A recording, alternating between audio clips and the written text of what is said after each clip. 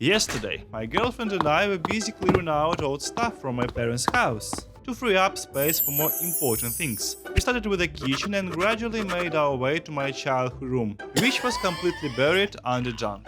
First to go were my old toys and clothes, and then, oh, what's this? My collection of old video games? I remember how I used to spend my lunch money on them, only to realize in disappointment that my then potato of a system couldn't even handle a tenth of these games. Sweetie, I'm heading out for a manicure. I'll be back in about 2 hours. After that, let's go to the movies, okay? Yeah, my love. I'll be waiting for you.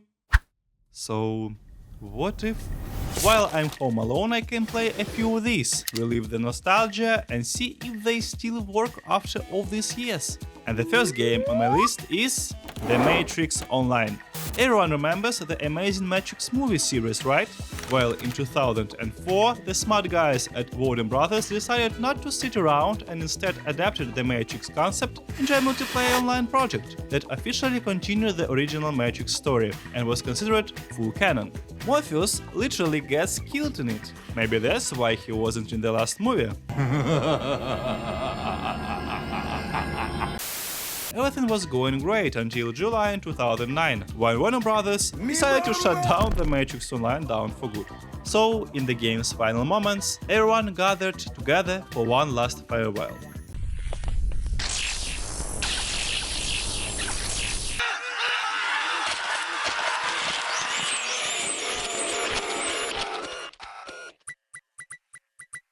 Today, there is only one way to play the Matrix Online, through a private server project called Matrix Online Emulator, which is still being developed by just one person.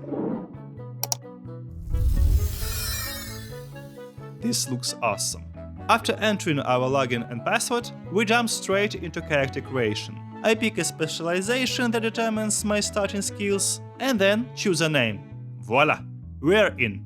And what do we see? A bunch of warrior bro boys who unfortunately I can't interact with at all. The game has an upgrade system, a map, and tons of other features, but I can't use any of them. At least I can still jump over cars. I learned how to leap 100 meters into the air, giving me a stunning view of the skyscrapers before landing in style. Then I managed to break into an office building, but once again nobody even batted an eye at me. I explored the floors, visited another building, and eventually found myself in a club, where I even had a short chat with a weapons dealer. So after a brief solo party with just me and the lady of the night, I pulled a gun on a bandit and... nothing. Turns out, I should have read the private server's Discord channel. Right now, the emulator build only supports movement abilities and city exploration. That means you can't experience the turn-based card battle system in Mortal Kombat style or even complete the tutorial where you're supposed to choose between the blue pill and red pill. And if you had chosen the blue pill, you would have thrown onto your desktop. All we have left are dance parties, which gathers people at the beginning of each month. And that's it. Unfortunately, that's not enough to call the Matrix Online a living game, so let's dig up the next dinosaur, Second Life. Or you could call it the first social, commercial, advertising, humiliating, inspiring online life simulator game.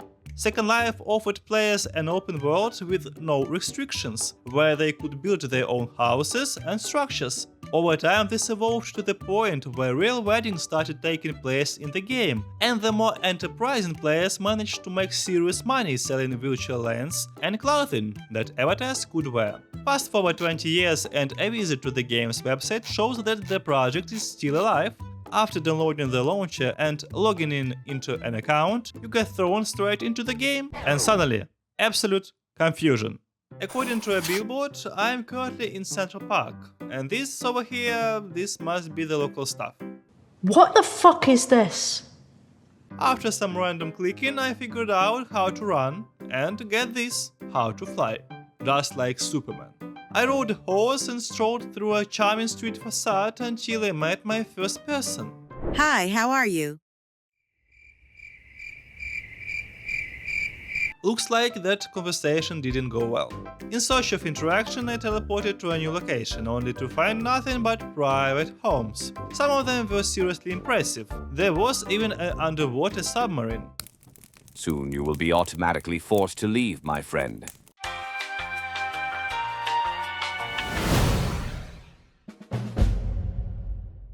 Other players often ended up here as well, and with renewed enthusiasm I attempted to strike up a conversation, but just like before, I was ignored by absolutely everyone. Then after 10 minutes of aimless wandering, someone finally responded to me. Feel free to ask if you have problem with Second Life. The guide here will show you the basic stuff. Following the advice of a local admin, I learned how to sit on surfaces and fly on a giant bat. The next step was discovering the sacred Find a Location button, an essential tool because it lets you see how often different places are visited. The first place I checked out was Quest for Voice Chat, a location that looked like something straight out of a fantasy movie. There, among 4 obelisks, I met Marshmallow with a chicken on his head, and this guy, he was actually happy to see me. You wanna pet my dog? Do you wanna pet my dog? Petting your dog. This is the best day of my life. And then he rode off into the sunset.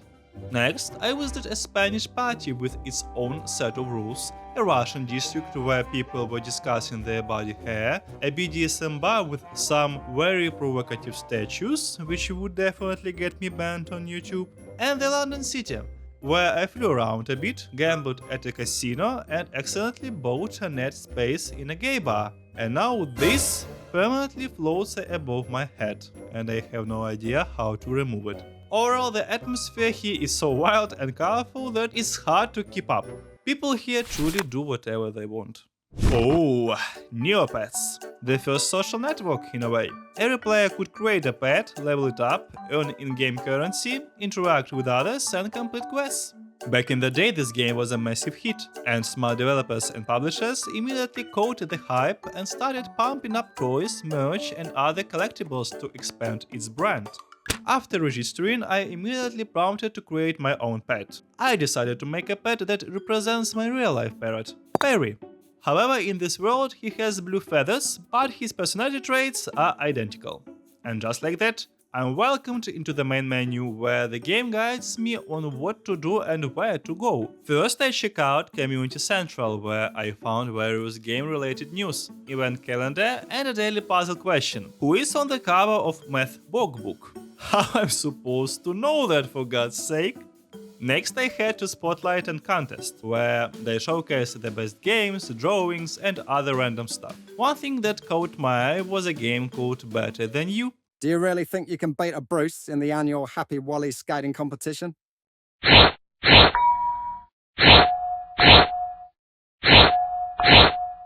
Oh god, this is addictive. Luckily, there are plenty of other games. For example, Casbusher, where I have to smack a dragon with a baguette to make it fly as far as possible. Next I found a game where you have to guess the weight of a marrow just by looking at a picture. I guessed wrong. Followed by Battle Dome, where you can fight the most skilled warriors in Neopets. The battles are turn-based and feel a lot like Pokemon's fights, which makes sense given the setting. After games, I skimmed past the poetry section straight to the children's drawings page, then to the discussion board where people actually talk about things. Do you wash hands in your own house?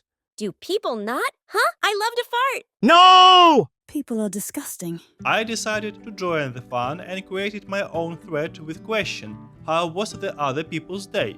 Surely someone will reply to that. Still, that doesn't take away from Neopets having a solid online community. I'm just completely irrelevant here. Right, down to the last 2 discs, LEGO Universe and Star Wars Galaxies. Yummy! Let's start with the first one, because as a kid I always dreamed of building my own LEGO city. Honestly, words aren't even necessary, it was an MMO about LEGO, every kid's dream. But after just 2 years from release, the game was shut down due to Minecraft, a competitor so simple yet so engaging that it completely pushed LEGO Universe out of the market. After registering and launching the game, I'm greeted by a cool interactive login screen where a LEGO man named Bob helps me fill out my account details. Then comes the avatar creation. Using a wheel I can choose my character's body, legs and even facial features. Then I get to pick a name. My LEGO guy will be called Handsome Chilling Canister. The tutorial begins with me flying my spaceship through a dark cloud of evil. Suddenly, lightning strikes and I crash. Now I have to evacuate. I can jump, rotate the camera and break objects. Bob gives me my first task – collect 6 blue orbs to unlock my imagination. I'll need that to build structures at special floating LEGO brick spots. Next, the pilot instructs me to assemble a rocket gathering the required parts from crates, which I do, and then I blast off. But the adventure is just beginning. A catastrophe has struck the Earth, an invasion of an army of some evil force has begun, and we will have to deal with it. First I had to kill 15 regular units, then I went to the local fort, where I received 10 more quests that taught me how to use my inventory, shield and shop. There was even a representative from LEGO Ninjago, to whom I delivered a message from his teacher via a mailbox, and he was very grateful. All to get to the final boss of the tutorial, a giant spider queen. The fight was easy, even aerial attacks deliberately landed near me so that I wouldn't have to move unnecessarily. Like any self-respecting LEGO character, defeating the evil cheat grants me ability to set off my first house. And it seems that houses can only be built in these specific locations. And then, if you want, you can invite your friends so they can brag at school about how cool you are. Finally, after 2 decades of running around and messing about, I arrived at Nimbus Station, a place where I could meet other people. Right? With no other choice, I started doing quests here. I built a new rocket, went to a cool LEGO concert, danced, and even played the guitar. But still I hadn't met anyone. Then I decided to complete a simple time trial quest I got from an NPC, just a basic run to see if anyone else was even doing this challenge. And you know what? Yes, they were, and quite frequently too. And just as I closed the leaderboard, I met him, the guy with an owl. We danced together and I followed him before sending a friend request, which he accepted instantly, then disappeared into the sunset. Continuing the questline led me to 4 factions: the Brave Knights, Dark Mages, Engineers, and just some rugged losers. And throughout all this, I kept feeling sad about the lack of new connections. Oh wait, here's another one, Meister Schwartz. He showed me what he can do, instantly added me as a friend and then also disappeared into the sunset. Later, I traveled to a pirate island where a high-level silent samurai helped me kill mobs. I had also planned to try the local racing, but it only unlocked after fully joining a faction, which required a 2 hours grind for special tokens. Since my girlfriend was coming back soon, I had to drop the idea. But if I had done it, it would have looked something like this. In the end, after all this time, I only managed to meet 3 players. These encounters were warm, but not enough for me to call this game either fully alive or completely dead. So let's settle for something in between. And finally, Star Wars Galaxies. Probably one of the most unique MMOs about Star Wars, if not the only one of its kind. Released in 2003 and shut down in 2011, it lasted 9 years and left an immeasurable mark on the franchise and its fans. It was closer due to similar reasons as today's other contenders. But now you can still play it on 3 fan-run servers, each offering different versions of the game and unique experiences. I choose Star Wars Restoration, so that's where my story takes place. I enter the game and create a character, starting by selecting a race from 15 available options. There are duck-like people, punk-looking Zabraks, and even Mon Calamari. It's a trap! I choose a Wookiee and name him. I gave him a muscular build, defined cheekbones, and a towering 2-meter height. I was greeted by the iconic Star Wars opening crawl, explaining that the galaxy is currently engulfed in a civil war, and here we are on a space station that just suffered an explosion. A sweet-sounding young woman's voice explains how to move and interact with NPCs. A soldier captain welcomes me, glad that I am alive, as I was picked up from a destroyed ship. But of course I remember nothing. Moving down the corridor, I met another soldier who gives me a supply crate and mentions there are rumors that somewhere on this station there are bad people who want me dead. Very scary. Really. I take the food from the crate, eat it and move on, where I was taught navigation, the quest log and the combat. which consists of selecting a target for attack and pressing the shoot button every time it's off cooldown. A true skill-based mechanic. After successfully humiliating an already broken droid, I finally had the chance to test my abilities in a real fight, saving a woman from a terrorist who was holding her hostage. Oh no, poor thing. How did you manage to survive for so long? Don't worry, I will save you, my dear. Oh, thank you for saving me from that pirate. How can I ever repay you? After that, I meet a real Jedi who tells me I need to get off this station, and then a Sith walks into the room with a massive red lightsaber. I really hope this evil Sith won't catch me. What should I do? Oh my god, what should I do? Right, wrapping this up. And here I am, on Tatooine, where I immediately spot my first real players. Of course, I wanted to say hi to them, and then I realized I can only speak in Wookiee language. I started exploring the city, encountering more and more players. Some of them were riding around on their cool vehicles. I took a quest from Han Solo via an NPC named Jendra, who directed me to another city to meet a rebel pilot. To get there, I had to buy a ticket from a vending machine and hand it to a droid. Only then was I teleported to the correct location, and in a bar I finally met her. I was given a broken starship, which I used to take off from the nearest spaceport. My mission? Patrol the area around the space station, where of course I was immediately attacked by hostile ships. The space combat system in this game is, to put it mildly, eye-straining. It felt like I was hitting my target, but also not. Destroying just 3 enemy ships took me 15 minutes, but I did it. And my final goal in this little adventure is to travel to the planet where Obi-Wan Kenobi fought young Luke Skywalker. My first stop on this journey, Naboo. I simply approached the spaceport terminal and handed another ticket to a different droid standing near the interplanetary shuttle. Isn't it beautiful? Just look at the lush greenery, the architecture, the waterfalls, and the Imperial soldiers. So I flew to another planet, Endor, which turned out to be a huge mistake. This wasn't just a planet with a gypsy camp instead of a city, it was a trap. I had no way to live due to lack of funds. So I had no choice but to take quests from the local terminal, which sent me 6 kilometers away to another location.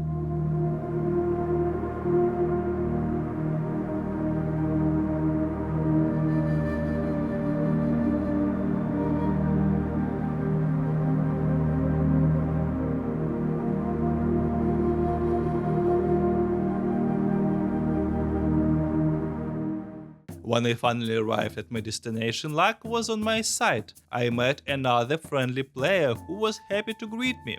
And, like any polite street beggar, I immediately saw this as an opportunity to ask him for 5,000 money. Thank you, kind stranger. Let's get the hell out of here. The last stop before the lava planet was Corellia. It's kind of like Tatooine, just with different cities. Here I also had to run around to meet other people who unfortunately weren't as generous and kind as the previous stranger. So I had to earn money by dancing in a cafeteria, and after all that effort, I finally arrived on Mustafar, just like in the movies. All these bunkers with long corridors, oceans of lava, and even structures sticking out of massive mushrooms. I really wanted to buy a special platform here that would let me move across the lava, but it cost so much that even selling both of my kidneys wouldn't be enough. So I'm running there on foot to the place where supposedly the legendary scene happened.